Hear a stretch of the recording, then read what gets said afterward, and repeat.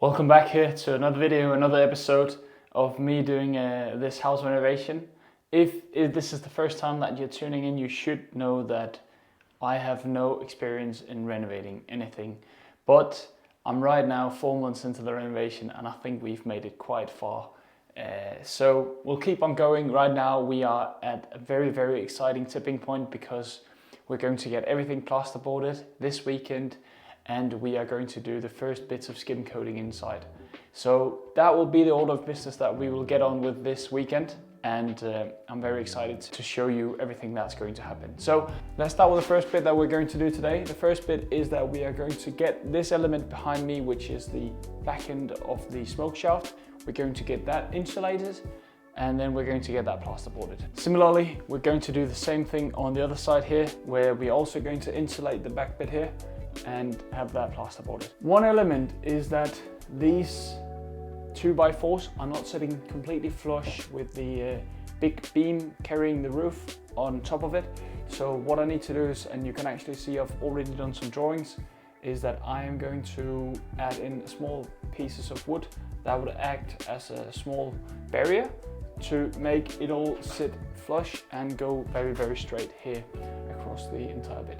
It shouldn't be too difficult, but I think first order of business is to add the insulation in. After that, we'll get the plasterboards up on the walls here.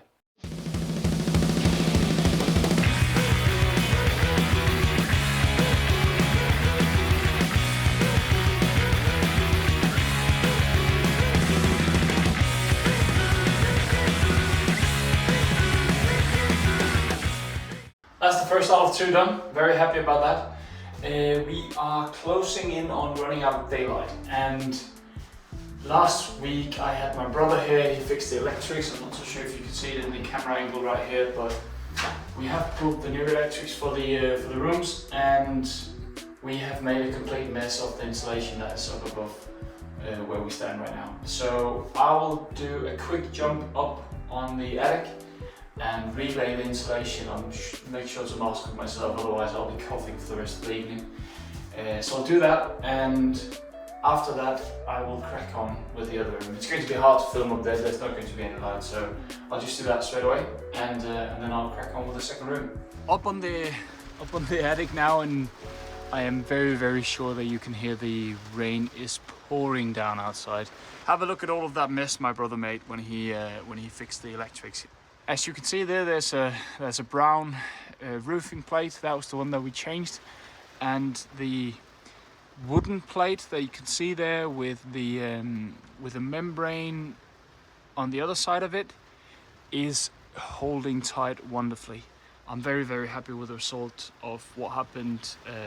Was that now two and a half months ago, where I fixed it all with my dad. I'm very happy with the way that this smoke ventilation shaft has turned out. I also need to insulate it on this side of the wall though. Yeah, so I'll get cracking now with the insulation, put that in place so that it's in the right place, and then I will meet you downstairs in a minute. See you in a bit.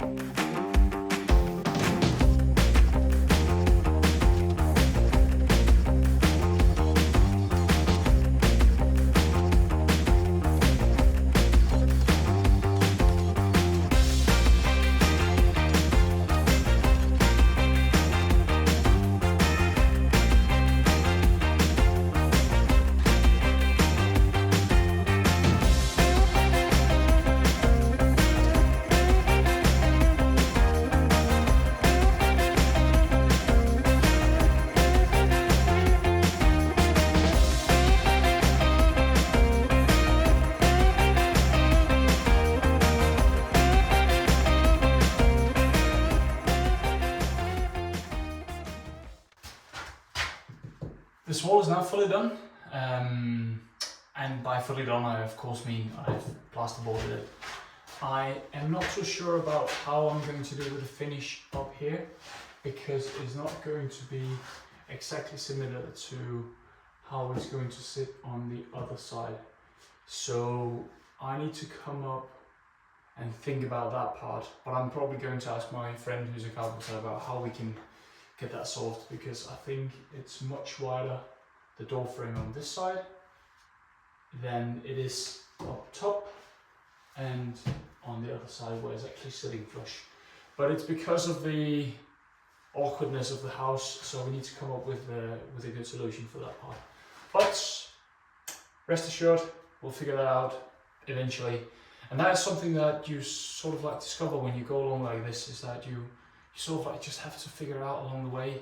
There's no set standard of what you should do in terms of some elements there are regulations of, but there's no regulations of how thick an internal door should be. So it could be one size on one side and then a different size on the other, which is going to be the case here. And when you're working on an old house like this, it's yeah, you just have to make do with what you can and make the best of the situation. So I'm hopeful that we can come up with a solution that is going to look beautiful here. Very happy that I've put on 2 pieces of plasterboard, because that is actually a rule when you're building something new nowadays. You have to do that in Denmark, and I'm very happy that everything that I have touched on, I've added 2 pieces of plasterboard. Everything that I've built up from scratch.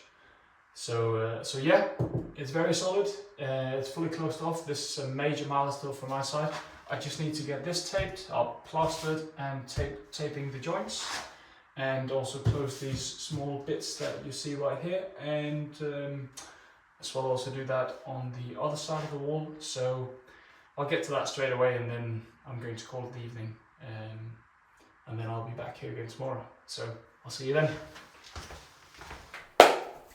Well, and welcome back to my house again. I am here by myself today. I was supposed to be here yesterday, but I decided to take a day off. I am not taking too many days off. I'm spending most of my time out here. What I've been back and doing just now, and one of the reasons I had to go back to Copenhagen, was I actually wanted to pick up some flooring. And it will now cut to just me picking up the flooring yesterday. Now. Full læs på, man. Okay, so you've seen the flooring, and the flooring we picked up yesterday. I bought it second-hand, so brand new second-hand, very nice condition, and it's the right brand. It's a brand called Pergo, not sponsored anyway, but it's a very nice brand. It's very solid. So the laminate flooring is 8mm thick, and I bought 50 square meters of it at a very good price compared to, I think I got it like at 20% or 30% of what you would pay if I were to go and buy it like brand new from the store. So huge discount of 70-80% there. What I've been doing today is I actually called in my mother to help me carry it up. So shout out to my mom for carrying up all of the laminate flooring I had in the car. The car was riding like this when I drove here, but it wasn't as bad as when I did the same thing with the tiles. What I did this morning was that I fixed the wall over here. Let me show you right now. So I just quickly patched in a piece of plasterboard here. This was actually the second to last piece of plasterboard that we need to put into the apartment here. The last one is one down in the living room, and it doesn't really serve any purpose, to be fair. Although you can see I've got the electrics right there, so that is the purpose that it suits. I was considering tearing down the entire triangle, as you can see right here, to give it a bit more space in the room, but that would result in me tearing down, also having to move the electrics. And this is the main electrics for the entire apartment, so I didn't really want to get involved in that. So I've been doing that. I just need to patch the flooring right here, and I've got a piece of wood with me right here. So I need to put that one down here. I think it actually fits beautifully. It's actually a bit too short, but we'll make do with what we have. And then I have actually already started skim coating the walls, and I think it looks wonderful. Let me show you. This wall that you see right here to the right of you on the screen to the left of me has been skim coated the first time. And the way that I'm doing it is that I'm using a brush like this, which is simply just rolling on the plaster. And it really works wonders because you can roll it out on the entire surface, so you don't have to stand with your spatulas and use those. So you just grab, like, you roll it out and then you bring a big spatula to pull it out, start from the sides, from the top, and then go from the bottom at last. And it gives you like a nice flat and even surface. So I'm going to give it a second coat when this has dried out. I'm expecting this to dry out in about a day. So I'll leave this for now. The only hard part is actually the sides and the corners. But the sides and the corners you can do with a small spatula. So it's not really too time consuming compared to what I've seen so far. But I'm going to give it a good hard try and try to do 2 of the rooms up here. So I'm going to do obviously this sort of entranceway. So it's technically 3 rooms. I'm going to do this entranceway. I'm going to do the big room over here, and I'm going to do the somewhat big room behind me right here. I'm not going to do the room that we were just in when I opened up the video here because I've just taped some joints and I don't want to fully skim coat on top of that. So I might do a few walls in there depending on how much time it takes. One final thing I want to say is that upstairs on the attic above us, I've reorganized all the insulation. I don't want to show you that, it's so simple it doesn't make sense for me to show you. However, up there, when I'm walking around there's like 300 millimeters of insulation. Some places there's 400 millimeters. It's very good to have like 300 millimeters of insulation. I think is actually a law that you need to have that on both the behind the walls here, next to the roof, and also on the attic above us. I want to create like a small bridge that you can walk on. And how do I create such a bridge? It's not like a need to have, but it's a nice to have. And I've been up on that attic quite a lot, and who knows, sometimes in the future we might have to go up there and patch something different or fix something. I definitely need to fix a roofing plate at some point. However, since the beams are on this side, I'm not able to put anything on the beam, so I actually had to put it up on these sort of like roof boards. My plan is to add in a 2x8, add 3 of them standing up, and then add pieces in the opposite direction above, which you can walk across, and then still have insulation underneath it. I ran it past my carpenter friend, I ran it past my younger brother. They both thought that was the way to go for it. So I need to go and buy the materials for that. It should be relatively straightforward. Again, not a need to have, but more nice to have. But I think it's worth doing, at least in this apartment, where we have the access to the attic from in here. And then it's also going to make it much more solid and stable upstairs, which is what I'm aiming for. I should speak less and work more. So yeah, I'll jump into it, and then you'll be able to see a time lapse of me plastering the walls here now. See you in a bit.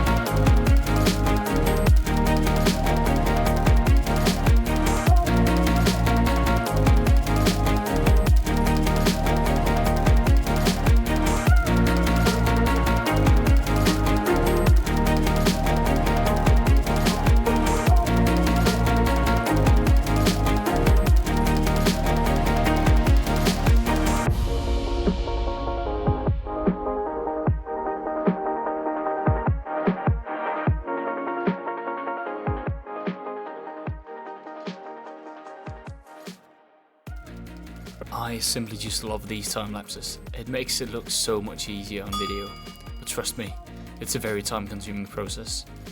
That's it for this time. Like, subscribe, all that nonsense which you've heard a million times before in any other video that you watch. But yeah, I'll see you in the next one. Cheers.